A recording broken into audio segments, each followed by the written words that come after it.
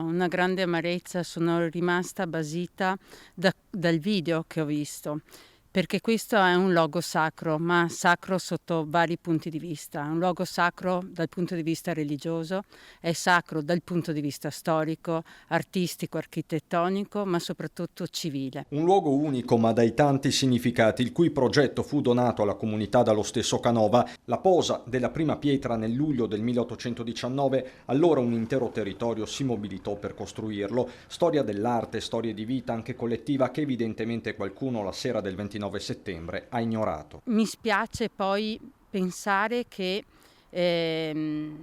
manchi quel senso civico, quel rispetto verso un monumento che deve essere sentito un bene della collettività. Se loro avessero almeno un minimo di consapevolezza di che cosa rappresenta quel monumento, non si sarebbero mai permessi. Mancanza di cultura quindi, certo sarà da capire se abbia inciso anche qualche sostanza, la condanna è unanime. Di fronte a questi getti è proprio da vandali e basta, non c'è niente da dire. Basta, non dico niente.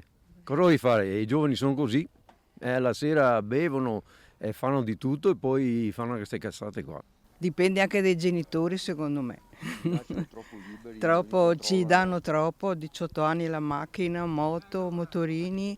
E su sto caso qua sono abituati bene e quindi per loro tutto è possibile. Bisognerebbe tutelare queste bellezze che noi abbiamo, specialmente qua in Italia, visto che tutti quanti ne parlano bene e noi in primis italiani cerchiamo di fare questi sfregi, sarebbe proprio la cosa più disumana che possa esistere. Siccome che sono ignoranti, questa è la problematica, ma è una problematica molto corrente questa qui della stupidità. Purtroppo mi dispiace parlare dei giovani, perché anch'io sono stato giovane in questo.